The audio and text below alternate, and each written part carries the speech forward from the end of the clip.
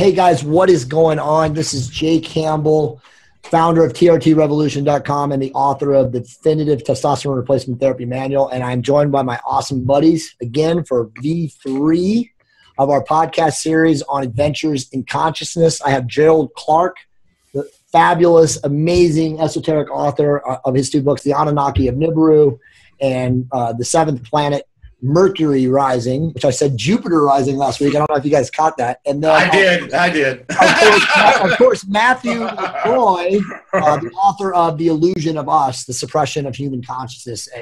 And both of these guys are amazing.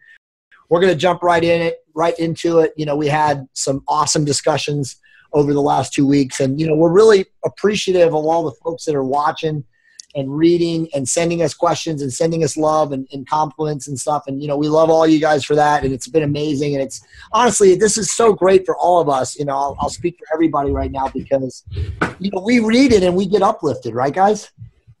Yeah, absolutely. It's kind of a consciousness buzz when it's all over, you know? Yeah. You don't really expect that, but it does happen. Awesome, absolutely. You're all on the same page and you connect on the same level and you're kind of building up to, I think when you speak truth, you kind of get that powerful kind of boost just because I think it's something that just is waiting to be told. It's amazing to me on this path. The positivity, energy that comes from it versus the opposite is just astounding to me. Yeah, it's amazing. Well, so tonight, again, podcast 3, we're going to go in a lot of different directions. There's a lot of stuff going on in current events that we want to talk about. Gerald actually also had a fascinating interview today with somebody that we mentioned on last week's show. And we're going to talk a lot about that, but we'll just do a quick high-level summary of the topics for tonight. And that really is the war on masculinity and more specifically, the war on human biological systems. And you know, I'll start us off because I wrote a book on, you know, the Definitive Testosterone Replacement Therapy Manual. It is, as of now, the #1 selling book ever written on TRT.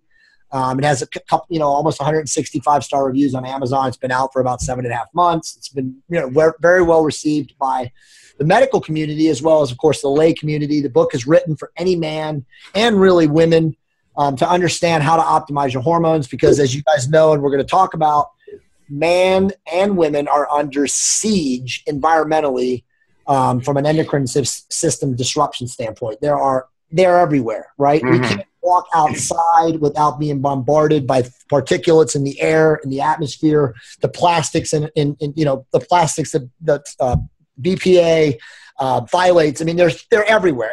Almost everywhere you go, there's an endocrine disruptor. So anyway, my book is, you know, it talks a little bit about how men can optimize their hormones, how they can consult with a physician, a progressive physician who knows what they're doing. The average doctor has no clue what they're doing and screws people up even worse. You know, we can talk about the medical system in a minute, the pharmaceutical industry, all of that stuff. But, you know, my book from a really deeper conscious level is more about what, you know, Gerald preaches in his books and practices, especially in his first book about structural integration. And obviously we've gone down that path a little bit in the first 2 episodes. We talked about the human antenna. We talked about how important that is. And so I'll just finish and I'll let you guys jump in.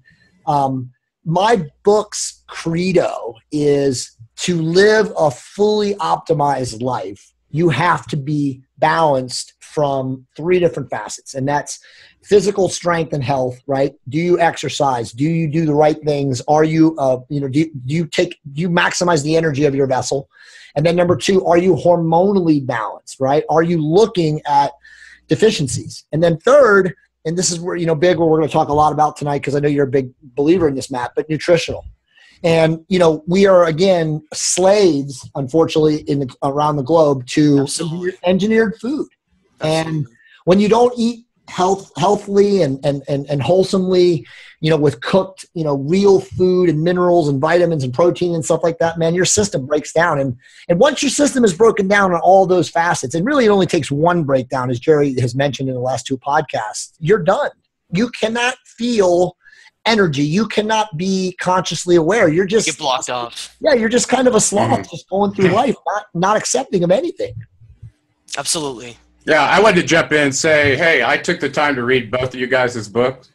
I think I had more time to spend on Matt's than I did on Jay's, but I ripped through Jay's because he writes in such a way that's very, very clear. And I can see why you have the definitive manual, Jay. You not only looked into it, you lived it personally for 10 years while you're working with doctors that would work with you. So you're a living example of, you know, practical application of science and the experience of a person in the gym, bringing those two together. That's why the doctors are like, yeah, this guy's a living example of what we want to know.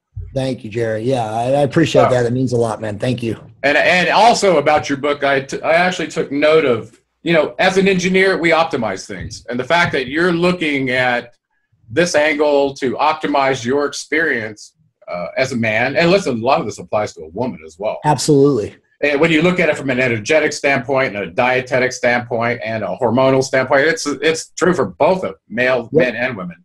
But the areas that you got into where this level of health overlaps with consciousness, awareness, our constructs of these Anunnaki chimera, that's where I was able to see where, you know, we could discuss similar information and how to optimize this experience as a avatar or break the hell out of this simulator into something better. That's really what we want to do, right? Awesome, man. Well, thank you, man. I really appreciate you guys. And I know Matt will get a chance to read it. You know, Matt actually already left me a review on Amazon too, so I appreciate that, Matt. I've read some of it just from the previews of what I could read, Sure. what I could read from the samples, but I definitely want to get a chance to look at it as soon as I can. But your writing is like Jerry said, very, very clear, very easy to just pick up and understand exactly what optimization of our bodies. This antenna that we have, this vessel that we have for our experience, our energy, and our consciousness. You know, if it's not optimized and it's running in with pollutants all in it and viruses that's not you're not gonna be able to connect to any kind of a higher conscious level. Right. You're not going to be able to even understand this information because you're a slave to basically your biological pollutants that have been put in. Right. And so your book and the connections it makes to health are ways out, are ways to then the first steps, you could say, to kind of heal your body and then move out of that paradigm. Yeah, it's exactly. I mean that's so true. I mean, you know, we say this all the time, you know, because I consult with a lot of people, men and women, and, you know, who are, you know, unbalanced and not optimized and looking to improve. And it's amazing, right? Like how quickly you can start to optimize or maximize energy by just changing your diet for just 2 or 3 weeks to avoid processed food and eliminate the shit that they sell on grocery store shelves. Yeah, you know, we should really have Krista on this show. Oh my God, she'd be going off right now. Go get her. Go get her. Yeah, put her in the back right. There's some chairs right there. Well, you know, we're considered extreme because we're vegan, right? Well, we did it because part of these reasons that you're bringing up, you know. Yeah, absolutely. And when you look at what happens to meat and all the diseases that happen to meat. Oh, it's incredible, man. It scares the hell out of me. Trichinosis and all these other things that happen. And actually, you know what's funny? I was raised on a farm, hunting, trapping, fishing for 10 years. And we butchered animals, you know, but what it was, I had, for some reason, seeing my pet pig taken down to the slaughterhouse and watching what they did to it, it really affected me. I was like, I had no idea what that experience could translate into a real hormone being put into their bloodstream, like cortisol, right? And how what that does to men, right? And you talk about that.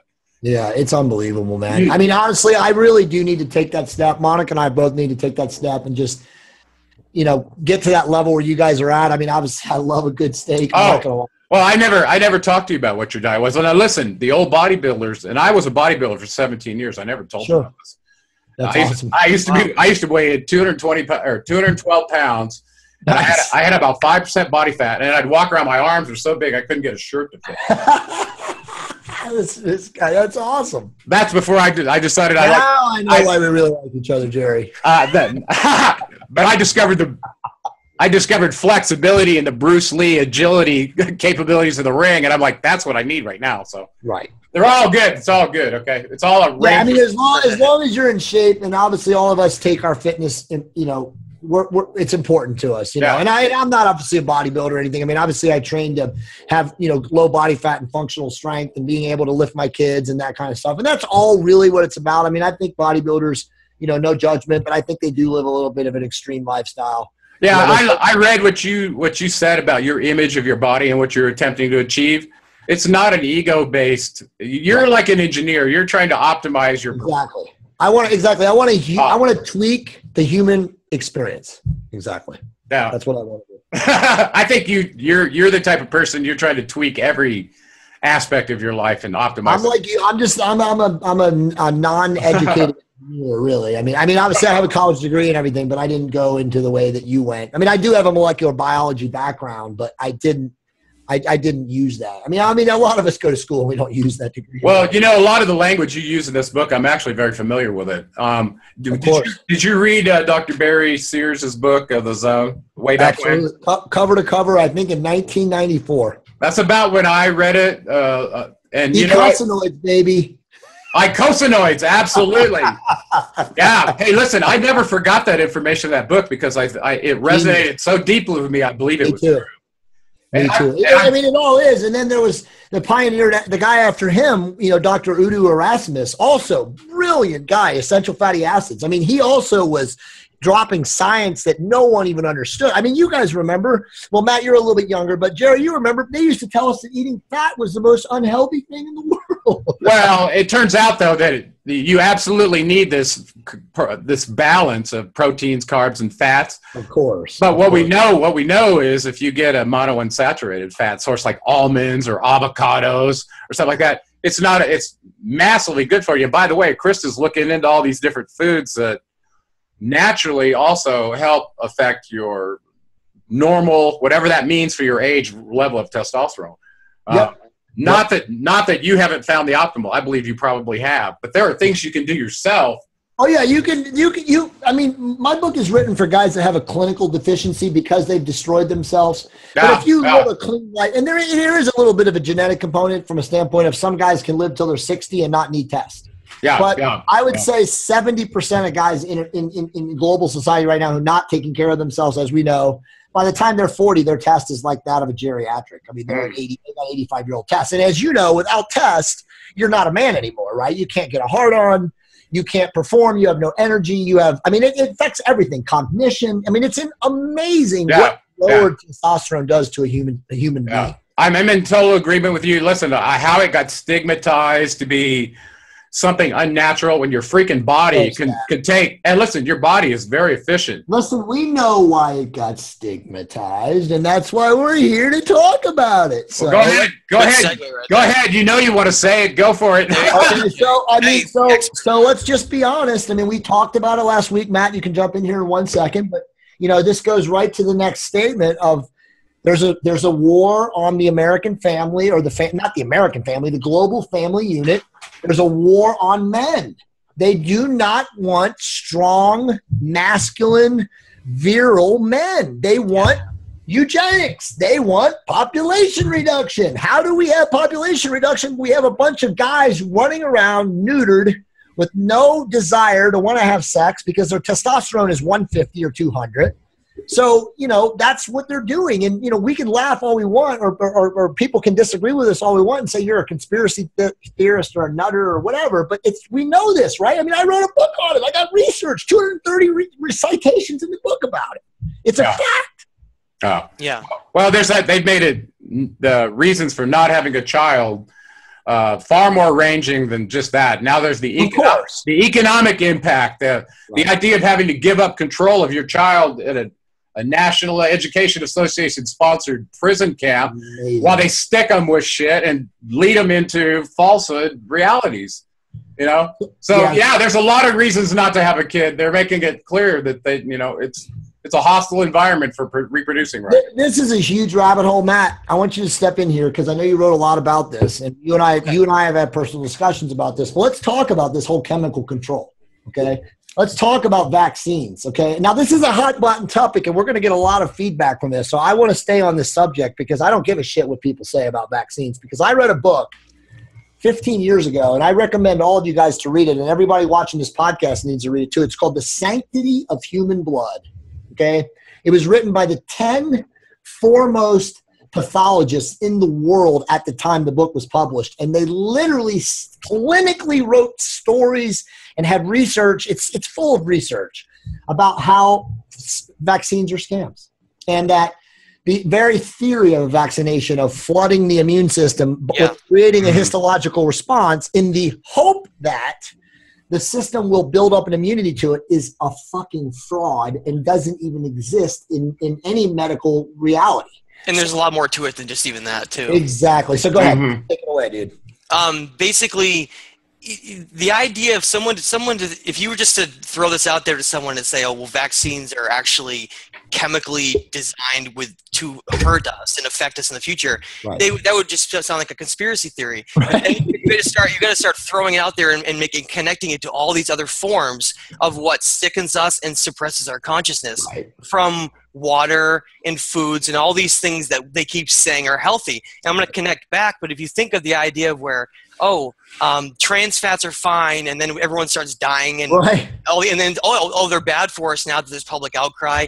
Look at how Lunchables and all these meats were pushed in on all these commercials and for kids for like 30 years or more for like a sustainable, for what a kid should be having for lunch. And it turns out they're actually one of the number one ways to get cancer now and all these other forms of health. So to get back to vaccines, if there is, which absolutely evidence points towards, a very, very dark and sinister approach towards wanting to sicken humans, reduce human population, all these various things. Vaccinations are this very, very destructive way that they do that by targeting children before they're even able to develop any of the necessary balance within their bodies. They get flooded with, like you said, this immune disruptor, but also I believe that there's a lot of different metals and compounds that are put into vaccines that greatly detrimentally affect those children. And Gerald is going to talk extensively about this because he's got a huge history. But I just want to say that my wife has multiple sclerosis. I see these neurological connections everywhere that have skyrocketed from autism, from autism and all these different neurological diseases. But that's just one aspect of it that have exploded. And people say, well, that's just because there's a lot more people now. But there's still always a percentage that the percentage doesn't if there's no one for 50 years and all of a sudden you get like a 500% increase, there's obviously a lot more correlation there than just.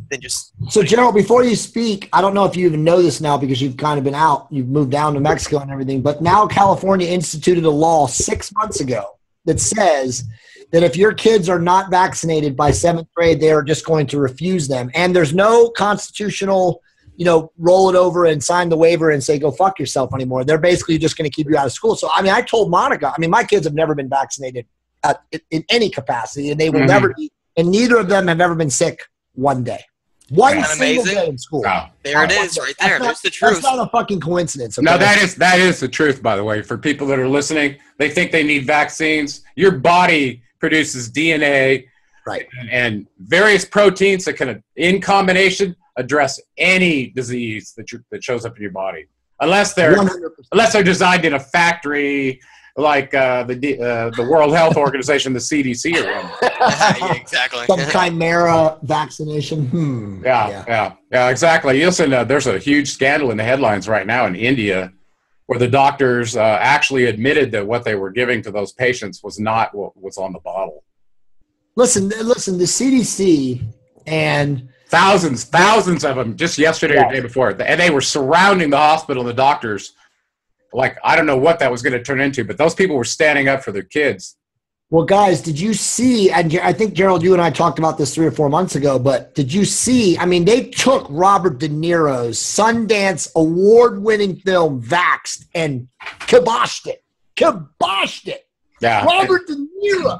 Yeah, I know. So believe me, the suppression of that deal is at the highest level. You talk about an Enlil Marduk operation there. The vaccination scam is some of the deepest shit that they're doing to pollute humanity. I agree. No. Listen, you can choose whether you go in to get a vaccine or not, or take your kid in there. You can't choose whether you inhale a nanite or not. Well, that's true. That's true. Well, they're obviously trying to make it, though, now in California, where basically, hey, you want to go to school? I know. Well, listen, you put yourself in that situation. If they tell you, I'm going to homeschool them. Well, listen what they just said, though. If you want to homeschool, your kid has to go through a psych eval to make sure that it's not being you know, given some radical ideology and that they'll become unstable so that they, you know, at some future point in time, they might become a problem for the government. So we can vaccinate them anyway. Yeah. Well, listen, what do you know, how do you, at what point do you tell them, look, some bitch, get off my porch. You're not psych-evaling my kid. Right. You're not authority in my family values or upbringing of my children. Right. If you don't get off my property right now, you're going to have a consequence that you've not anticipated.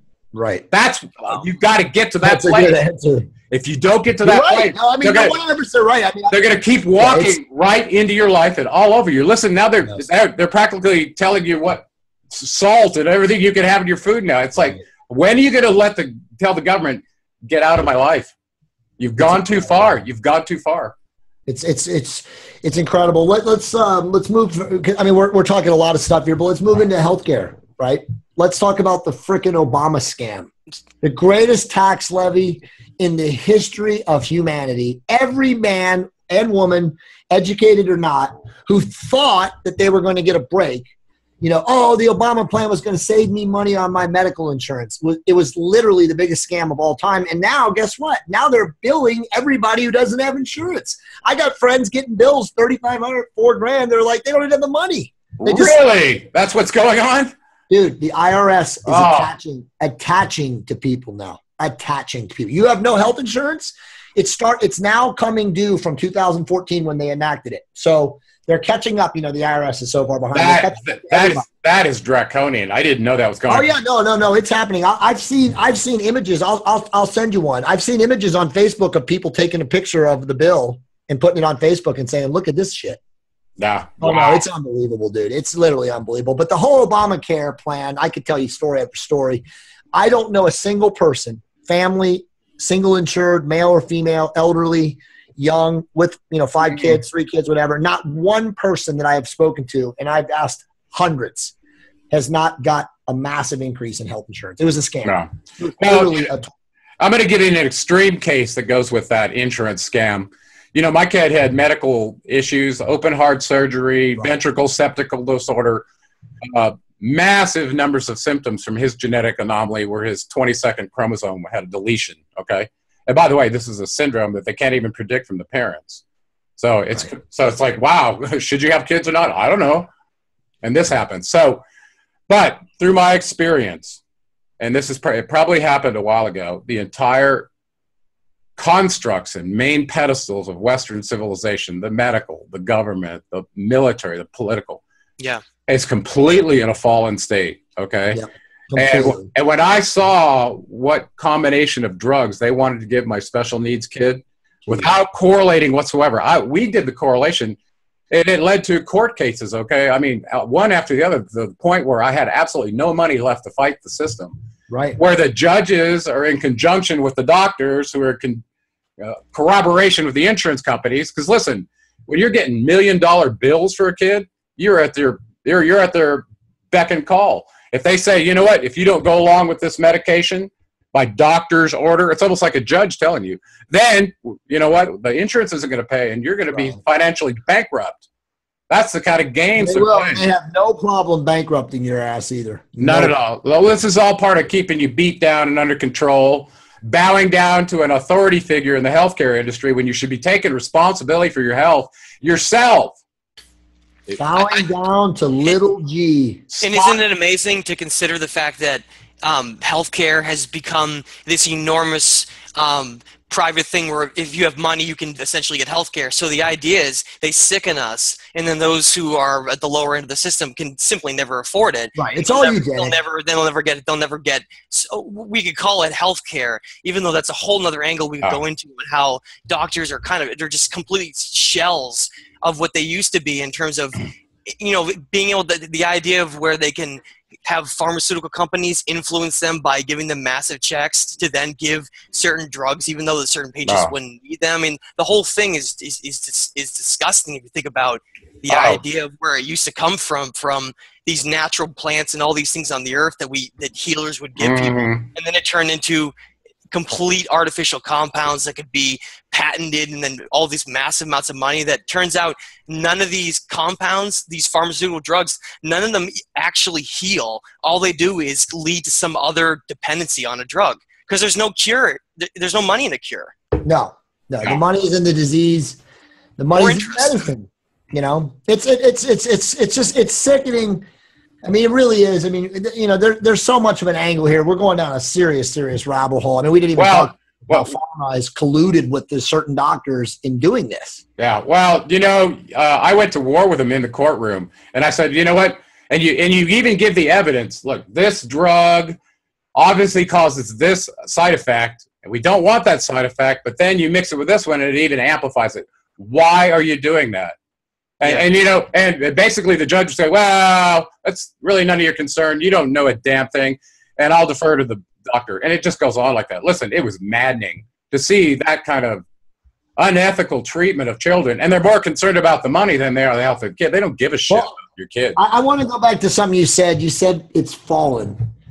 And, you know, it goes back to what we said in the show too. And, you know, Matt, jump in here. But the truth is that for people like us, man, we get this. We feel this. We intune this. You know, this is intuitive to us in our daily existence. I mean, it sickens me to think that there aren't more people like us. Now, I do believe that every day more and more people are starting to wake up to this. Absolutely. Okay? But it still is mind-blowing, right? And we all have friends like this. How much people still bow down. I call it, you know, because again, I'm in this every day. They bow down to the lab coat God. Like the doctor is who I should trust, and I know is right. He is God. And it's like, dude, like I've never seen, like the baby boomer generation is the worst at this. And again, you know, we talked about it in the first show. They're very much slaves to the evening news. They grew up with the boob tube. That's how they were tuned. And that was the easiest way for Anunnaki to tune them. But like, you know, Monica's dad is almost 70 and he's not lived a good life and he's got one foot in the grave. But the guy literally has 42 bottles of medications. 42 bottles. And they're not helping him probably. No, of course not. He's a slave to them. But I mean, do you guys realize that almost every older person, elder, whatever you want to call them, geriatric person in America today, literally alive due to that pharmaceutical industry, is probably got an average of 20 to 25 medications they take a day. They have color-coded pills for time period. You know, that's something that I really I look at a lot because I have grandmothers and family members that are in, you know, places where there are a lot of certain age classes that are all in the same region. And what I see is these drugs, all these artificial compounds are used to completely dumb down, but even to a greater degree of all the rest of the population. They're almost like hooked up to these drugs to the point where they're not even human anymore and they're waiting to die. They're waiting to die and they have no ambition to do anything anymore. They're not, and it's a great point, and I have actually had these debates with people. Well, let me just give you a quick overview. So this is what happens, okay? If you treat your body like shit and you eat let's just say, let's keep it simple for people who are watching this show. You eat processed food and drink too much alcohol. Yeah. Your pancreas, and Jerry, you know this, your pancreas have insulin chemoreceptors that keep your insulin from going like this. Yeah. And at a certain point, they fail. It's like a widget. It's like a door hinge. Yeah. Let me talk about that real quick if you go ahead. Jump in. Well, from my understanding, we kind of have two major hormone axes. We've got the glucagonic and the insulinic axis. The glucagonic axis deals with glucose that gets converted to energy for your brain, whereas the insulinic axis takes sugars, whether it's carbs from carb sources or whatever. Everything that's a carb ends up as a sugar, right? Yeah, exactly. Sucrose and fructose and all the different kinds of sugars. Well, those ones get turned into adenosine triphosphate that can be burned by the body. But if you put in sugar too fast into your bloodstream such that it has to do an insulin response and actually go in and turn that into fat, this is what leads to type 2 diabetes. It leads to every single disease of aging, and that's where I was going to go. And I'm glad you said it.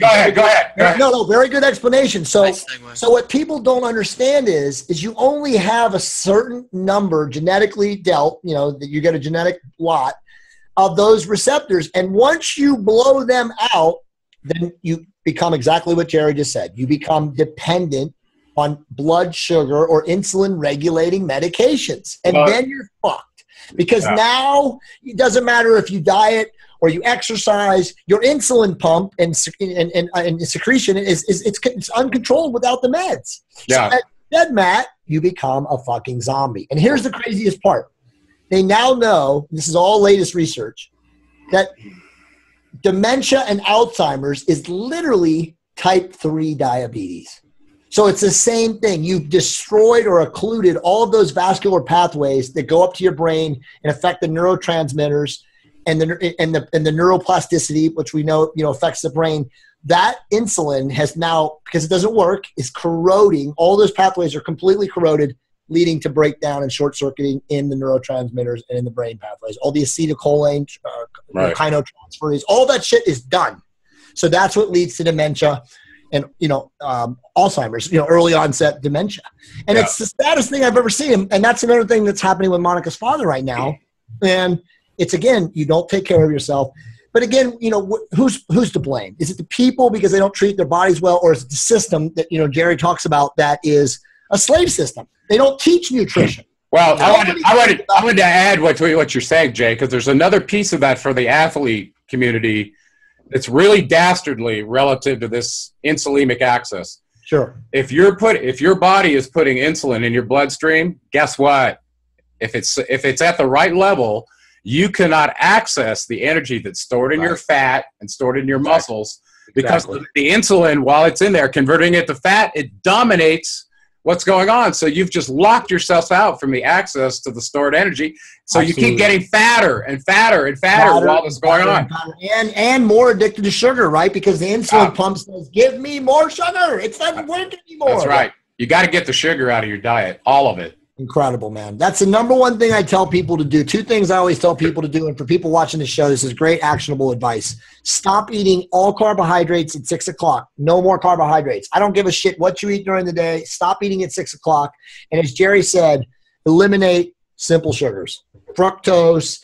And that's another thing too, is people think that eating fruit is healthy. No. If you got a lot of body fat on your body, and you can't eat a lot of fruit. Now, fibrous fruits, berries, stuff like that. Yeah, what you bring up is this idea of the glycemic index for a sugar. So if you're going to get a bottle of grape juice and just drink it straight and not have any fiber with it, it's going to soak into your bloodstream very quickly, and you're going to have an insulin response. Exactly. Now, listen, not everybody has an insulin response. Right. Monica has great genetics. She can eat whatever she wants and has a very, very stuttered and controlled insulin response. You're right. It's genetic. But only 25% of the people have a hypoinsulinic response. The hyperinsulinic response, you just look at food and it triggers the stupid response, exactly. Right? That's 100% accurate. In fact, I just did a video this morning on my Facebook wall about insulin sensitivity and how important that is in understanding weight loss and functional strength and health and long-term health. And again, it does come back to the whole structural integration, your antenna, your chakras, all that stuff.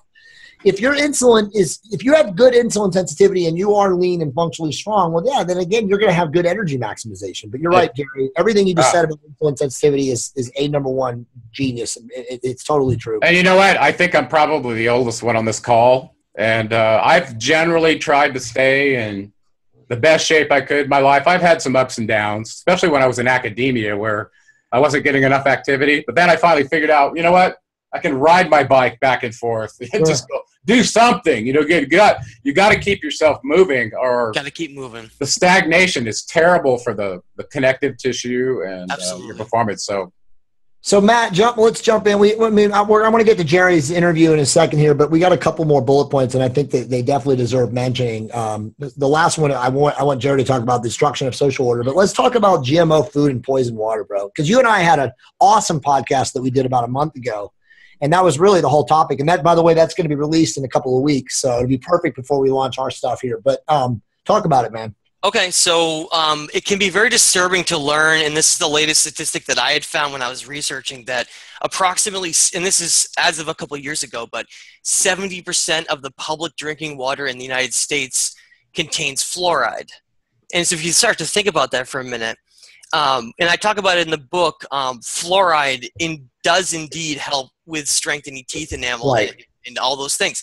Correct. Except it's extremely poisonous, and it's a neurotoxin to human beings. And so here we have this thing Hold on, say that again. It's a nerve toxin to human beings. That's correct. Go ahead.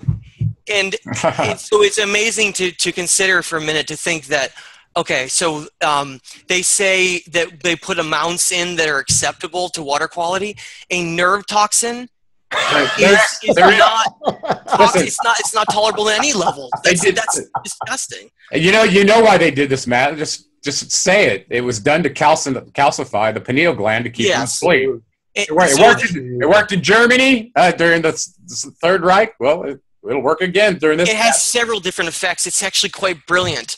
What it does is, so we have this hidden gland inside. Gerald just mentioned it. It's called the pineal gland, and it's been known as the Eye of Ra and all these symbols all throughout history. And basically, if you can activate your pineal gland and you have it running, you become kind of your balanced antenna, and you become the potential for your highest state of consciousness that you can. Now, if your pineal gland is shut off, you lose an enormous part of your truth sensor, I like to call it, of discerning reality. So fluoride, besides really damaging the brain through damaging the circuits and degrading brain cells and all those things. Sure. Besides just that, what it really does, that Gerald says, it actually calcifies the pineal gland and deactivates it, so that it's not able to function in any level. So if somebody says, I want to activate my pineal gland, they literally can't, because it's been calcified by so many years of drinking what literally is like poisonous water. And all you need to do for all these people out there, you just need to filter your water or drink spring water. And living in Maine, at the edge of Sebago Lake in a beautiful aquifer, I feel very thankful and lucky to have such healthy water. You're fortunate. Well, check this out real quick. Last night, and we've never done this before, and Monica didn't do it, bless her heart, she didn't do it intentionally, but we bought salad heads, right, from an organic store. She tossed them. That's what she did. She fucking ran them under the sink water in Los Angeles County instead of using our purified tap. Oh my God. Jerry, I was eating the salad and I'm like, oh my God, Monica, this is bad. Like, it tastes like the salad is bad. She's like, it's fucking fresh. You saw me flip it. She goes, she goes like this. She goes, oh my God, I ran it under the water. I go, you mean the purified water, right? She goes, no, this tap. And I'm like, I threw the poison water. Yeah. It was that disgusting. You threw it away. It tasted that bad. It is. Well, I don't know if you've had the water mat down in that area of California. Listen, no, I have not. in San Diego, the ppm count, I measured it one day on the tap water just to see what it was. It was over 440 ppm. Matt, it tasted literally vile. Yeah. Well, yeah, it's bad. Yeah. And people are so used to drinking it for so many years, and they have slowly accumulated their acceptance of it that they just drink it and think I mean, I think, again, Matt, I think it comes down to, we can't think like us. We have to think about people that are not conscious. I mean, if you eat McDonald's 3 or 4 times a day and process food off the store shelves and don't exercise, I mean, you don't sense anything. Drink spring water for a couple weeks, you will see an enormous difference. Incredible. I mean, I would never touch anything but that. But I mean, think about it. I mean, how many people do we know in our society today, our friends, and again, not to disparage or judge, but they can't even taste the food, right, Jerry, unless they put like 6 pounds of sriracha on it. I mean, think about that. Yeah, actually, there's something funny I noticed in my vegan path is because you're not eating meat or these other varieties of things. Right. I find we use a lot more seasoning than we used to. Various things, natural stuff, and whether it's cumin or turmeric or just whatever. It's really, but yeah, I hear what you're saying. And listen, if you're not only just distinguishing the taste, but how it makes you feel relative to your energy body. Exactly. See, because this is the first step in actually taking responsibility for your health. If you can't take responsibility for what you're going to put in your mouth, and notice how it makes you feel so you can choose to get better. Absolutely. What makes you think you're going to choose any other good things for your path? That's the most fundamental thing you do 3 or 4 times a day. Awareness. Absolutely. Awareness of your actions and what you're putting in. I cannot agree with anything that you've said in the last three podcasts more than that. I mean, people don't realize that it's the first choice. What do you do? It's sustenance for our existence as a human in the simulator. We have to eat. Food is medicine. Food is medicine. Food is medicine. Yes. And it should be treated that way. If you treat your food like medicine instead of going, well, let me go to the pharma and see which one of these one's going to make me more crazy. Oh, by the way, so just not the older people, Matt, that are all on drugs over a certain age. Look at all the young people that are raiding their medicine cabinets. Right. They're hooked on them too.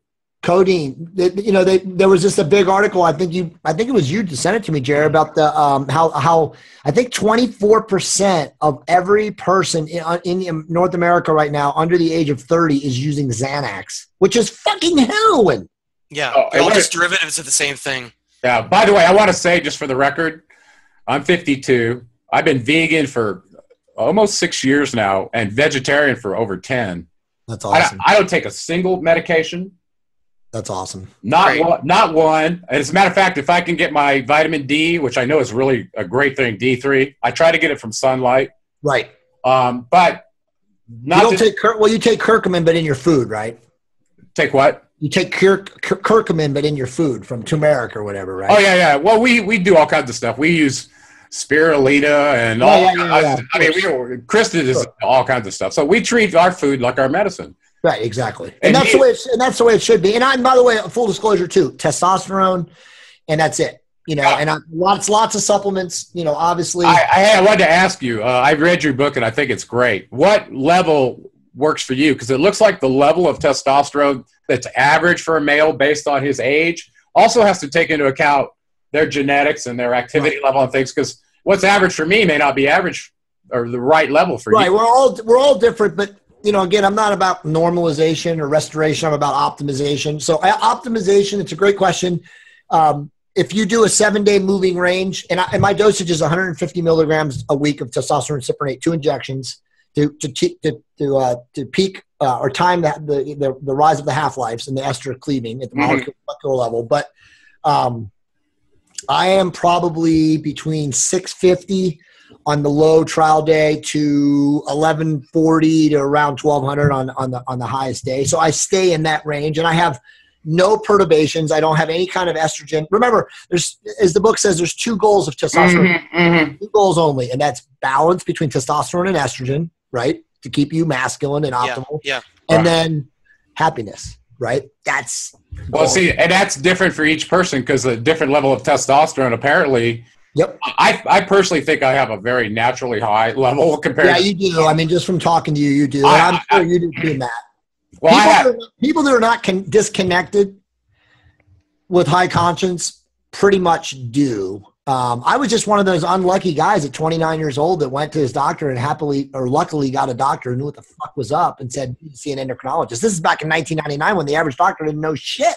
Wow. I mean, the average doctor today still doesn't know shit. If I told you guys stories of how bad they butcher therapy for a lot of these guys, it makes them worse. I mean, a lot of guys think it doesn't work because they got a doctor that never gave them the correct treatment protocol. Yeah, that's where it starts. Well, I can tell you spent so much time with the doctors, Jay. You're practically more qualified than they are from what I am. And most of them actually treat me like that, which is awesome. I mean, while I'm sitting here, I've gotten like 4 messages from 2 different doctors in Canada that are saying, hey, I need to talk to you and consult with you. So it's great. And it's awesome stuff. But yeah, I mean, Gary, you don't need testosterone, dude. I can already tell. I mean, you're optimal. That doesn't mean that you couldn't benefit from a super it doesn't mean that you couldn't benefit from a super low dose, just for more energy. I mean, because you already have energy maximization, but you don't need it. And then Matt, you're so young. I mean, and you're so connected with nature. I mean, again, most people that need this are literally cut off. Well, I appreciate you being so honest about your research because, if you're down at 130 or something and you're only 33 years old or something, there's big problems there. I mean, and I think you're right. There are a lot of those people. Well, we'll check this out. So the latest statistic from the best progressive physician, I won't mention his name, but he watches our stuff. And he literally watches this. He'll watch this probably tomorrow or as soon as you upload it. And he read that first book. He hasn't read your second book yet, but he's one of the best physicians in the whole world. Very close personal friend of mine. He says right now, under 30, 33 to 36% of everybody under 30 right now has testosterone levels of an 85-year-old male or older. Think about that for a second. That is a war on masculinity right there. Make them like mules, basically, right? literally, bro, eunuchs. Yeah. Literally eunuchs. Literally guys who cannot get an erection. I think it all stems from the idea of preventing us to have balance. Yeah. And I think males have been targeted all throughout history because males have this intense energy that if we can focus in the right area, we can make some serious impacts. And I'm not downgrading the idea that women don't have that too, but it seems like that's why they put males in like all these wars and just have them get all that energy out and fighting and killing each other. Well, Gerald, you made a great point last week. It may have been the first week. And I want to hit on this, and then we're going to jump into talking about your interview today. But oh, my God. Okay. but so check this out, and I'll think about this. And this is a funny comment. But so Matt, what you were just saying, and this is in the book, but 50 or 60 years ago, if you took a testosterone level of a guy who was in World War II, it literally was double to 2.5 times. So 250% higher than the same age guy now. Now, that is a statistical fact. Now, here's a funny story. Add in, and Gerald, you can jump in here. Whenever I talk to guys like your age, Jerry, my age, I'm 45, Matt's 32. So, for the record, everybody, we have a perfect balance of millennial, Gen X, 2 Gen X's and a millennial. And you're right on the cusp of the baby boomer, right, Jerry? I think you're a year off. But I'm 52 for the record. But yeah, 52. Did I say 52? No, I don't know if you said it. I'll say 52, 40, 52, 45, and 32. So we have perfect age generation representation. But when I talk to one of my buddies, about your age, 51 or so, about his kid's like 24 years old and he lives in his house, sleeps in his basement. I said, so when you try to like motivate your son, like, what's the word that you use? I said to him, I go, for the generation back then, how would you say it? And he goes, well, I look at it as like with these kids of today, would they storm the beach in Normandy? And he laughed out loud and he goes, bro, I just want him to fucking take the garbage out. Matt, this one's for you. Well, we need to bring back in the idea of people. They don't have to work as a slave for the system, but people need to do things in their life, and people need to be active, and people need to accomplish things, and people need to have motivation and interest and passions and finding things. And maybe what you're talking about, maybe this is a direct link with if testosterone levels being so low in males and targeting them to have kind of such an unbalance, then it would maybe directly tie into not having a drive. Right. Not having. I was just going to say that. So expound on that right now with video games, because my theory is that something is going on with video games and young boys from the ages of, say, 16 to 24, 25. I have one in my house, Monica's son, great kid, intellectual, not into drugs or partying, good kid, literally stays up all night, plays video games, and that's what they do. They have their headsets. They play video games. That's what they do. No motivation, no drive. You hit the nail on the head. Well, listen, buddy. I think something going on. I think you're onto something. Hey, Matt, let me talk to this just a second, because I had kids. Go ahead, please. I had kids that went through this with the Xbox and the Game Boy and the blah blah. Yes. Well, you talked about something earlier. You realize we only have so much insulin in our insulinic glucagonic capabilities. So if you run this on high speed, low drag by exposing a boy to vicarious violence through these war games, guess what you're doing? Maybe you're going ahead and accelerating their ability to use up this reserve early on in their life. And look what it does to you by having that cortisone in your system. It messes up your whole hormonal balance. And you stress the cortisone. And in your book, I was reading, it has a very clear side effect on testosterone generation. Yes, you're right. That's brilliant, dude. Well said. I mean, you're right. Because he's a great kid and I love him, and I talked to him and he helped me, with reformatting the PDF of the book for the second version. He's done a lot of great stuff for me, but they just don't have drive. They don't wake up in the morning with this like overwhelming desire. Like, we told him the other day, because he doesn't pay rent. We're like, dude, you got to get a job. You're fucking almost 21 years old, you just live up there and play video games. He's got a girlfriend, and he's a good kid. He doesn't do anything bad, but I'm just like, why don't you get a job? But there's no motivation to get up in the morning and go find a job. I think some of that might come from the hopelessness of looking at the state of the world. I was about to just say that too. It's not an excuse. But it's not an excuse. No, I believe that is true. He's told us that. It's just a higher barrier to entry right now, which makes it so much, you look at a guy who's really great in school, goes through college, gets out, and he's over flipping burgers at McDonald's. You're like, what's the use for all this? Why should I push it if I'm not going to get anything back? And if exactly. That's an awesome point, guys. And so I think gaming, as a gamer, I'd like to speak to this. Okay, go ahead. But I like to find balance in my life. You know, everything is about balance. And there is a lot of benefit in certain kinds of games in terms of challenging our mind in certain competitive ways. But again, there's so many other games, like all these intense war games and all these different things that kind of focus people in terms of violence and also pushing them towards a certain kind of using up what Gerald was talking about, certain insulin and various things. But the other idea is these people who come into the world at a different time period and are seeing the state of the world, getting nothing back.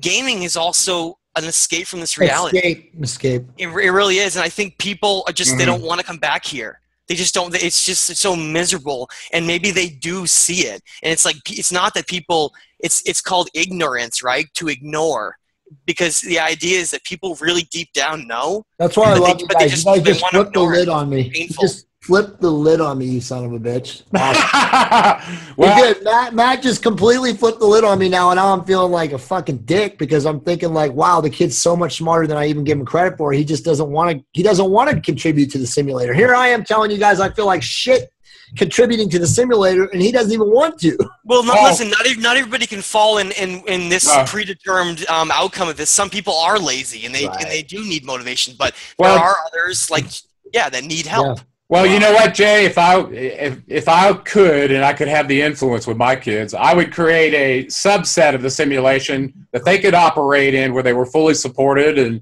if you had the money and wherewithal and found out what they're good at and could set that up for them so that you're still within their lives instead of just throwing them out in the simulator, you know what's out there. Yeah. No shit. That's a good point, man. Thanks for doing that, Matt. That really made me think of it totally differently. I'm actually going to go home tonight and hug him and say, you know what, man? There's hope for you. It's all about perspective, right? We all have this different perspective of how someone's experiencing this. And then tell him about his gaming skills, how they're going to translate into him becoming your new web update person. Okay? Exactly. Right. Okay. There's always work, so one more point before we get into the interview, and then we're going to do, as we promised, we're going to give countermeasures. Each of us is going to say, 2 or 3 things that all of us can put actionable tonight where we can fuck these motherfucking Anunnaki from taking over our lives. So anyway, the last thing, and this is a very fascinating thing, and this is Gerald's point about the destruction of social order. And this kind of weird to me because on the radios, there's a radio station now in LA that's become really big out of nowhere, and it's basically LGB, or how would I say, LGBT, the lesbian and gay. What does that stand for again? What does that acronym stand for? Lesbian, gay, BT. What does that stand for? It's lesbian, gay, bisexual, transgender. Transgender. Okay. So again, we talked a little bit about it. I want you to jump in here in a second, Jerry, but we talked a little bit about it last week, but that's definitely a huge fucking movement of the elites. Yeah, it was done to that in conjunction with multiculturalism in order to basically create a threshold level of where they wanted consciousness, and they know what things work. Let's look at the ramifications of putting in alternative relationships in a close working environment like the military, where you're at life or death. And it comes down to this trust level, and if you're not on the same sheet of music as the guy in the foxhole with you on all kinds of issues, it creates chaos, and they know that. It totally does, man. So, that was an intentional way, I think, to destabilize the military. And it means to be said for all of us, because, we know we have a lot of lesbian and gay dudes that watch us, and we love you guys just as much as we like anybody else. And this is not, nothing disparaging, disparaging towards you. It's just kind of a mention of, it's kind of weird how that has been thrust into the media limelight in a lot of ways. I mean, it even goes back to the whole shooting in Orlando, which we don't have to talk about. That's a whole other subject. But just that promotion of that, everybody needs to unify behind that. It was just kind of how it happened. And it's not even that movement. I mean, it's across the board in terms of behaviors. It's like push the limit in every domain. Nothing, it's like if you truly didn't believe that you were an eternal being and that this is all there was, and that you were going to try and optimize it through a material experience, that's being encouraged in our culture. So that leads to consumerism and your personal destruction by ultimately ending up going along with the sheep and finally taking one of these drugs from these doctors and changing. Yeah. As a matter of fact, once you get on some of these drugs, they are so powerful. No, you're done. They can shut your consciousness down to the point where it's easy to go get the next drug because it's going to take care of the effects of this one. There's no question. And go ahead, Matt, jump in because you have to say on that. It's dastardly. They always lead to another drug being used because that's the format behind these artificial compounds. They target certain nerves in certain areas within our molecular structure that basically cause a certain limited relief that then needs to be brought back in another time, and that's what addiction ends up being. Mm-hmm. Because the truth behind human health is this.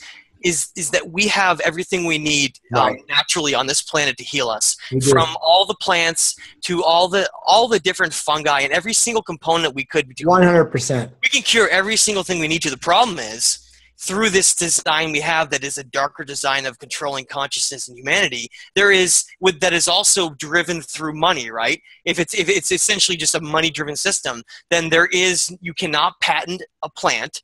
Therefore, why would medicine go down that road? And medicine, Gerald knows this, medicine has always come from a natural standpoint, and it was completely corrupted. It's stolen and turned into an artificial Thoth would be rolling in his grave to see the medical symbol that now tries to betray the system. It's now a total sham of these artificial compounds that can be patented to make billions of dollars for these companies, these elite families who just simply want to pollute and dumb down the population. Well, look how they got around the fact that you couldn't get a patent on a natural plant to heal you. Well, if you genetically modify it and you own the genetic patent, then you can, right? Yeah, exactly. That's why only if you change it. Yes, that's right. That's why Monsanto has done that and is pushing their seeds out, where the seeds that grow the plants that they're growing don't even produce seeds. So you got to go and keep buying these seeds from these people. Isn't it amazing that a farmer, if they wanted to grow crops, and they wanted to grow the standardized corn and various things, soybeans we have, if they were to try to get seed and grow it legally, they could go out there and be arrested. Their entire they would be arrested. Down. We're talking about seeds. This should be given out for free on every street corner. Well, they should be growing an heirloom plant that produces a seed that they saved like they used to. Listen. Exactly. I mean, so the idea that, a company like that has not only had an impact in America, but has exported that all around the world. We see it all over the world. Okay. It's not just America. So the fact that that kind of dastardly influence has ended up in the world's food supply. Monsanto. Well, yeah. This actually, speaking of that, it goes all the way back to the earliest chemical usages in the wars, whether it's Dow and Agent Orange and all the other. Right. So, the idea that all of a sudden we just found out that the human populace is being experimented on by try out this new drug we have, right? Or experimented by chemical companies, not under the guise of the government. BS. I mean, there's study after study after study to see how the population has been exposed to this. And you know what? It's like you find this out, and after a while you're like, it's like a false flag. You found out there's been so many of them, but you can't seem to find the way to A, stop the false flag from happening, or B, to change the course of what it produces.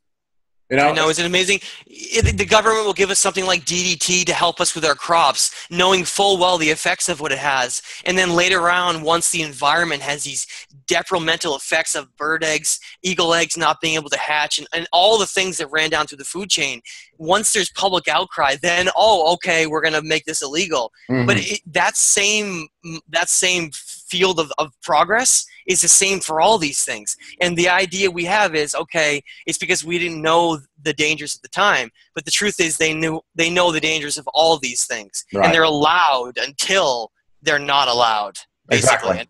until the public gets mad enough, right? Well, it hasn't stopped it before. They just move it to a country where they don't know anything about it and just go do the experiment over there. I'll give you Africa. It's baby steps. I know it's baby steps, unfortunately. It's so sad to see the idea of something these diseases like smallpox back in the ancients, where, oh, if you don't get a vaccine, you're going to get these diseases, then you're going to die, or whatever it is that's still around at the time. I know smallpox is extinct, but these diseases, we could later find out, have been just created. Well, and that's the sickest. That's a whole nother rabbit hole. That's a whole nother show. But it could lead right into some discussions that I had with Mauro. Yeah, let's do that. So let's talk about that. So on last week's show we mentioned the book, and what is the name of the book again from Mauro Biglino? It's the last book you'll ever need to read about the Bible or something like that. Yeah, exactly. The greatest story never told or something like that. Yeah. And so it's basically an interpretation. It's essentially a Vatican scholar of 30 plus years, very high up in the Catholic order, was excommunicated because he translated the actual Bible literally, as Gerald has done, of course, in his books, and basically said, this is the way it is. You guys don't like it. I'm just doing it. And they excommunicated him and they threw him out. So anyway, Gerald had a conversation with him. His name is Mauro Biglino today through an interpreter. And he said it was the most mind-blowing thing he's had in a long time. So Gerald, take it away. Yeah. Well, I probably won't give the whole thing away because we're going to probably put it up on the channels here pretty quick. And then there'll be follow-on interviews with him, I think, because it went very well. And he was as interested as we were in his research. So let me just give you a quick summary. Number one, he was sought out by the Vatican because he spoke 4 languages, including ancient Latin. Okay, well, speaking Latin and Hebrew and Greek, I think, were 3 of the requirements. So he speaks 4 and reads and writes 4 different languages. Okay, this is pretty incredible. This is pretty tough scrutiny. Okay, so the guy's very, very qualified. Anyway, he said he's been working with this publisher for the Vatican for quite some time. And I asked him some very, very hard questions. I asked him why the Masorite text. Why did you focus on that text to translate? And I asked him, at what point were you aware and were your superiors aware of the Sumerian story before you were sent out to convert this text? Okay? So imagine not knowing the Sumerian story when you're converting these Masorite texts. Right. From Hebrew, no addition of consonant or vowels. Okay, it's only the consonants like the original. And he gave the pictures with the linear chart to show how you go from those to this with an accepted dictionary that everybody in the Aramaic world agrees to. Okay, so the first thing that shocked me was he said that his superiors and the rabbis, including the Jewish priests, were completely aware of the pre-existence of the Sumerian documents, that every Hebrew text was derived from them as a copy. Wow. And they were completely aware of that. I was like, wow. And they all know. And he further came out and said, in addition to that, they've also agreed not to tell any of the churches who have derived their Bibles from that process, as many as there are, the different versions. And he said they do not even believe, they don't even view the Bible as, quote unquote, the word of God like is taught in the Christian and the Protestant tradition. It's the word of little g. Well, it's the word, no, the it's word of Enlil. Actually, it's a word with the editorial oversight. And I brought that up as well. Do you see the editorial oversight of Enlil, Yahweh, all through the Bible? He goes, exactly. He goes, he wrote that he had those Hebrew priests that were held captive in Babylon write that text to placate Enlil, who is the God of Abraham, Isaac, and Jacob, Yahweh, so that that story was told and handed off to the Jacobian line, specifically only for the Jewish line. These were the followers of Yahweh. It wasn't meant. That book was not meant for the rest of the world. Okay, right. So how it became this thing that the Gideons are putting in every hotel room, saying this is the word of God? That's dastardly. You got to go back to the source. It's total mind control. Total mind control. That is absolutely amazing. Absolutely. And it kept going on and getting worse from there. The talk about what happened in Exodus 32:20, where the Levites were told by Yahweh on Mount Sinai to go kill all their brothers and sisters, right? Well, that always disturbed me because I found out I was from the tribe of Levi. And I was like, wow, my ancestors were told by this mofo to go kill all their brothers and sisters. Or, you know, it's like, damn. And go read that, people, again. Go read Exodus 32:20. I mean, I'm still so mind blown over the idea that the whole entire Catholic Church is a ruse on top of a ruse. Yeah. Well, anyway, so he went further to say that he talked about who the Masoretes or the Malachites were. He believed they were the actual watchers. And he discusses the war that Yahweh put up the Israelites to go and kill the Amalekites. And the story that he told was, everybody was wiped out. All the animals, everything was destroyed. And he was a genocidal murderer, okay, according to Gerald Clark. Well, after he told this story, he came out, he goes, well, they saved the only person they allowed to live, Yahweh allowed to live, was the king. I'm sorry, the conquering king only allowed their king to live, and when Yahweh found out about it, he was severely punished for allowing even one person from that genetic race to exist. You're talking about a genocidal. And so he came out in his words. He said Yahweh was the greatest assassin, genocidal murderer of all time. Yep. Absolutely. Can you imagine? Enlil is essentially using Earth with these nuclear weapons where they're letting the fallout just fall over a city and annihilate them all, and then move on and build a new city somewhere else. Yeah. It's disgusting to think about. You probably read chapter, was it 3 or 4 in my book about the Adapata? No. Chapter 5, right? About the Lamentations of Ur, where Anu and Enlil colluded together to destroy the city of Ur in the second dynasty that was run by his son Nanar. Yeah. Nanar's son, who, by the way, is Allah, okay? Right. Yes. So, wow, he was willing to do that to his own kid. If he's willing to do that to his own kid, what do you think he's willing to do to the primitive worker population? Isn't that amazing? So who were the Amalekites then? They were just another DNA mix? These were, well, if you read in the Bible, who were the watchers? Because the Elohim, right? Well, so we pinned him down. We asked him who the Elohim were, who the Nephilim were, who he thought all these were relative to the biblical stories of them. And it very much agreed with my same research, okay? Right. So I think he's a hero. Of course. So are you, bro. I'm not sure how safe he is in Italy doing conferences like this, but you know what? But now that he's out there and his name's out there, if something dastardly happens to him, homeboys like me are going to look into it and go, this is what happened to a hero, and he's still a hero. But that brings up a really good point, though, because remember we said this last week. I mean, guys, I don't think they care about suppressing anything anymore. Well, whatever is coming is so big that the suppression of people like us, I mean, let's face it, we've all heard stories that guys like us giving out these kind of truth bombs, they would just cut the signal off. Oh yeah. Listen, I think you're exactly right, Jay. I think we're in a window right now where this is the apocalypto. This is the lifting of the veil, or the apocrypha. Yes. Where you lift the veil for a period of time. Those that are paying attention are going to see the truth.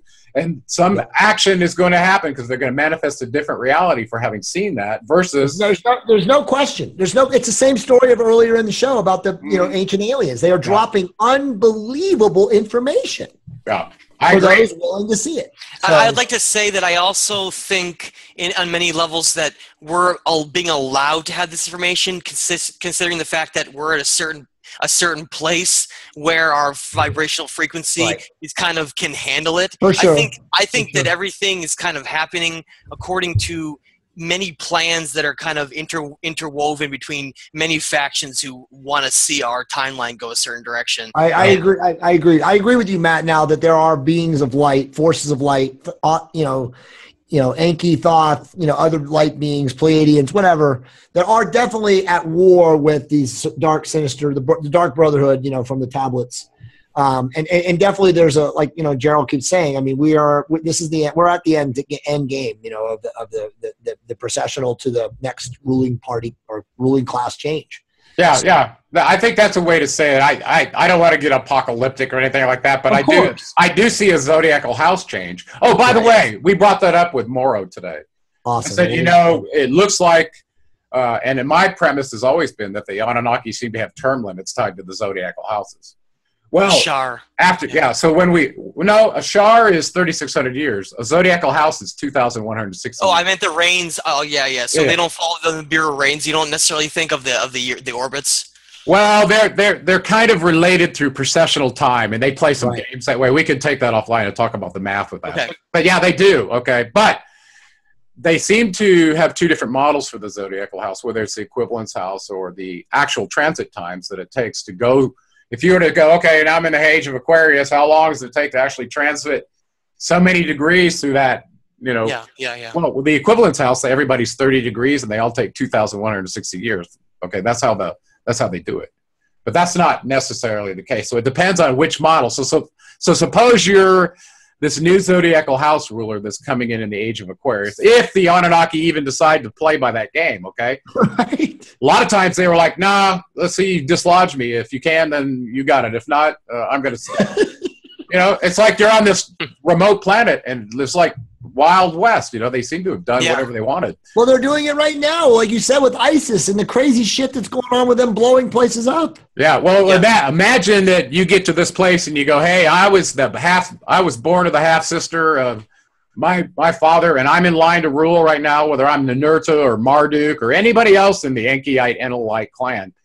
And you get to that place and go, hey, look, the sun just came to that equinox temple right there. That's the marker of us going into this zodiacal house. Damn it, I'm moving in, right? Well, get your asses out. Well, imagine you do that, and all of a sudden somebody goes, you know, one of these bureaucrats, right? Well, we've been reviewing the zodiacal models, and they've been updated, and because of that, we're going to use the actual transit time. You actually missed your window the last SAR, so we're going to have to give this to someone else. Wow. Imagine the kind of infighting they could cause with these beings. Well, this looks to have happened, okay, at various times. I think it's happening right now. The person that was holding on to the house of Pisces, which was interrupted, by the way, and Mauro went back and he goes, yeah, about the time of Jesus, that was the beginning of the age of Pisces, right? Well, guess what? He goes, it looks like there was a zodiacal house change right then, because in his documents he quoted on air, talked about the Elohim that were in that region and had to leave because of this zodiacal house change. Well, this coincides with Atrahasis being told to get out of Sharupak because he was in Enlil's territory, right? The same kind of thing. And then the Romans basically became so powerful and took over religion. They stopped, and then of course, you know, Jesus was crucified, Thoth was crucified. And I think so. That was like the changeover to say, you know, this is my sacrifice to humanity, and as we enter in this dark, very dark period of Pisces. It was very dark. You know, what's weird is you look at the zodiacal house, and each of the wheels or the little slices, they have a plus, minus, earth, air, fire, water. You know, it just repeats around the cycle.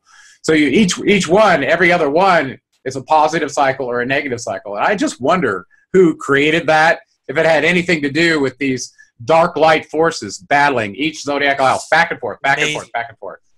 It's like duality at the heart. Exactly. It's part of the simulator. This is the weird part. You know, it's like the Enkyites and Enlilites. They're probably absolutely best friends, play chess, their families hang out together. But when it comes down to their roles in the simulator, this one's the light one and this one's the dark one. He's the destroyer. I'm the creator. Amazing, man. This is how Mauro saw it as well in the document. Well, that's the only thing that makes sense, Gerald, because when we really do read the tablets of Thoth, you know, like all seekers should do every night, there's fucking higher knowledge in there. You know, it's the only thing that does make sense that these guys, dark and light, definitely are, you know, hanging out together at various points in times, because it just doesn't make any other sense, right? Well, now that you've understood that, think about right now that we're able to have this kind of conversation. We're not getting cut off the air. Right. Listen, I'm still just crazy things are happening in our lives, and you just move on. You know, it's like, okay, that's part of the crazy simulator, but I still know where I'm going, right? Well, I mean, all of us have amazingly conscious buzz. So anyway, let's talk about the future real quick, and then I want, like we promised, I want to give some actionable steps, like you called them, countermeasures. But so I think next week we do a Q&A. We're going to have 1 million questions from a lot of people that are going to be watching this. I think tonight's episode may have actually outdone the last two. It's really awesome stuff tonight. So I'll start us off. So this is my countermeasures. Okay, after the first 3 shows, what can someone do today as a seeker? And even if you're not a seeker and somehow casually you came onto this conversation, what can you do? Well, for me, you can read Jerry and Matt's books. Okay. If you haven't read those books, you absolutely, positively must read those books. You must also stop watching television. Okay. I don't know how much television you watch, but if you're watching, if you're watching any, it's too much. I do have a TV in my house for my kids. They watch educational stuff at times, but I've limited my television. On top of that, you do exactly what all three of us talked about earlier today. You balance the pillars. The pillars are your nutrition.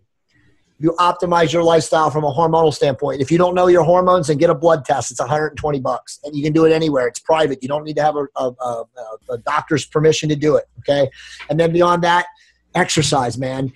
So important to exercise and to be structurally whole.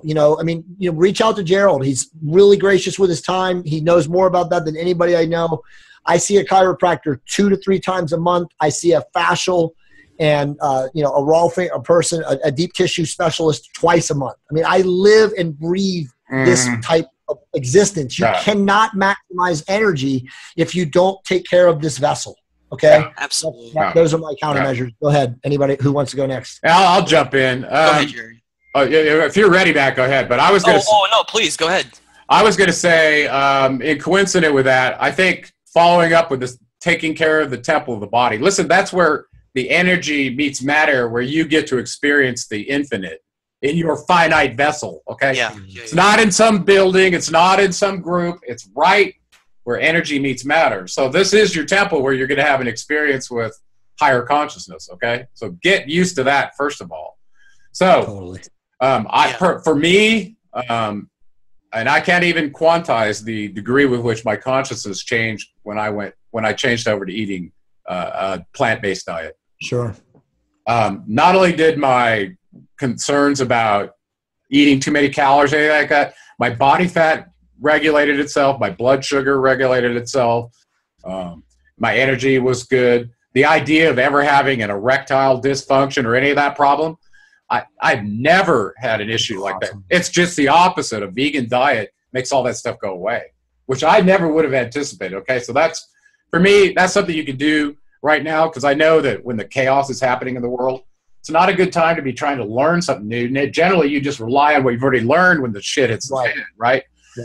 Right. If that's something you can do without taking a lot of effort, is change what you're putting in your pie hole, because it has an immediate effect. Exercise, like Jay said, find something that's fun to start getting you some activity if you're not doing anything.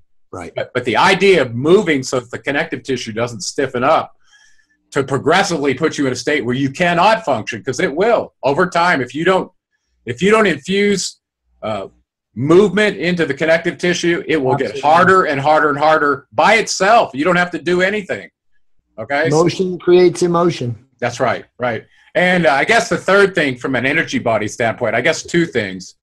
We're kind of far along at this point, and maybe a booster is a good idea. I normally don't recommend this for people who haven't done it, but the idea of doing Starfire Gold coincident with the Merkaba meditation. Absolutely. It's a 17th breath meditation. If you can learn that, you can activate your own internal Make sure you link to that, Jerry. Make sure you link to that at the end of this video so they can buy Starfire Gold. Because I take it. I think the Merkaba meditation is just as important as the Starfire. I agree. But it's a lot. It takes a little more discipline. You don't just put some drops in something and drink it. The meditation, though, will help you activate your internal energy to help protect you from external frequencies and help you be more focused on what's going on with you. And actually, from Thoth's standpoint, this energy is what breaks the illusion of your material caw. Right. Yeah. That you were born into. So if you can activate that energy, you'll change perspective and probably accelerate you down your evolutionary path, your spiritual path, as quickly as you can go. And it doesn't happen overnight, And we're down at, as far as I'm concerned, at least at some proximal point of where there's going to be a change in consciousness. 7th or 8th inning for sure. Yes, absolutely. I agree. And so one thing Gerald talks about is the idea of these latent DNA activation inside of us, and how and then it connects to the idea of you can't skip steps along this path of towards enlightenment and becoming the highest state of human being you can. And so if you can't skip those steps, then the idea of a latent activation in our DNA makes so much sense that if you don't do these certain things, if you don't balance your body, your vessel with certain health and optimizing, you'll never be able to unlock the next chakra. Then you'll never going to be able to get to this next step. So like we're mentioning that we have this incredible gift here. We have this opportunity. We're here on planet Earth in this cosmic time where all eyes are here as humanity comes out of the greatest darkness that any civilization has ever gone in and comes back towards the light. And so if you just think about all that stuff and you say, I want to do everything I can right now to make a difference in my life, to be happy, to find a purpose, then first become healthy. Drink spring water, exercise as much as you can. If we are all just simply vibrational frequency, then if you don't move, then you're just literally causing yourself to become a blob of your frequency where it doesn't move. So speed it up. You get activity in there. You all of a sudden start moving it yourself. You'll notice that your conscious level drastically increases. Take a run around the block, right? Run around as fast as you can, get your heart racing, drink some water, and then sit down and start thinking for a minute. You'll feel the greatest energy. It's incredible, yes. Good point. And so these things, that's just the health base around what we can do. Move towards, once you get towards on the idea that I need to exercise and pay attention to my health, move towards awareness of everything. Move from your awareness of my body, my health, my conscious level towards awareness of my actions. What am I doing? How am I fulfilling the time that I have here? And once you have awareness of awareness, I like to call it, there'll be nothing stopping you, because then you could have awareness of what you're not doing. There's always a way to have awareness of that if you're being aware. And if you don't know how to do that, just say to yourself, sit down for a minute and say, am I aware right now? And just think about it. And if you think about that, you will be. That's all it takes to do is believe in yourself and to follow that kind of inner voice that you can hear louder and louder the more balanced you become with health and conscious mind. Matt, I just want to tell you I love you, man. That was fucking profound, dude. Awareness of awareness. I mean, everything you just said was so goddamn profound. You just moved me, man. I mean, that was. Well, thank you, epic, man. That was I wanted to say also, I think both of you are very clear communicators, and it's a real gift to your peers and humanity that you're actually taking the time to do this on your own dime, to share your path and your map and your knowledge with others that can be benefited by this. So, well, thank you. Thank you to all of you. I feel honestly, very you guys. I love all you guys and all of us coming together to distribute and to do what we do to, hopefully help as many people as we can. It's phenomenal. And again, I all I can say is, this would not have happened 10 years ago, Gerald. You know that. I mean, it's incredible. I mean, so, embrace the precious present, right? Because this is truly an amazing, awe-inspiring time in humanity's history. And we're really a part of the conscious and light expansion. I mean, we truly are, at least in my opinion, disseminating, wisdom to a lot of people. I mean, thousands and thousands of people probably can benefit or are benefiting from this. Mm-hmm. Mm-hmm. Yeah, definitely. All right, brothers. Well, let's, what do you say we close this one off for tonight? I think I agree. I don't have any final thoughts. Epic. I think next week, I think we're going to just solicit questions, and we'll have questions by, Monday or Tuesday, but we'll put them out on our social media. Yeah. And, I think the idea of probably doing something weekly like this, I'm not opposed to that, especially if the number of people that are being benefited by it indicates that we're doing good things. And, it's, I don't know about you, but I like to be where the breath of God is blowing and that there's a buzz there. When you're doing something, you can feel it. And, so I agree. And, for people watching this, I agree, Jerry, 100%. For people watching this, please, let us hear your thoughts. If you guys want us to keep doing the show, and please, by all means, send in your ideas, for show topics. I mean, all these guys are brilliant. Gerald blew my mind tonight. He's talking about, hormone and insulin, the glucogenic system and insulinic system. I mean, that's stuff that, I'm only usually talking to like total, nutrition and dietetic dorks. For Gerald to be that diverse in his intellect is just amazing. And again, it's a gift that all three of us have been able to come together and talk about such things. And same thing with you, Matt. I mean, like I said at the end was so profound.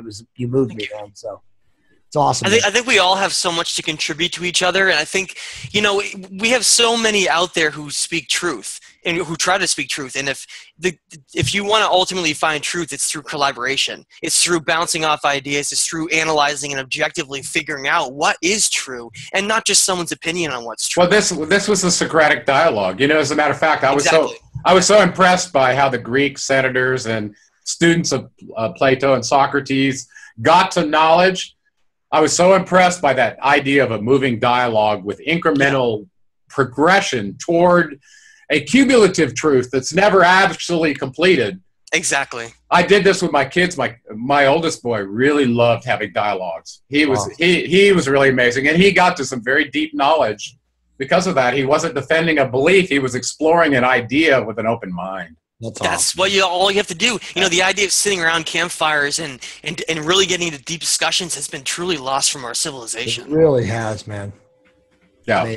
Yeah. All right, guys, I'm going to stop it. Awesome show. Congrats. All right.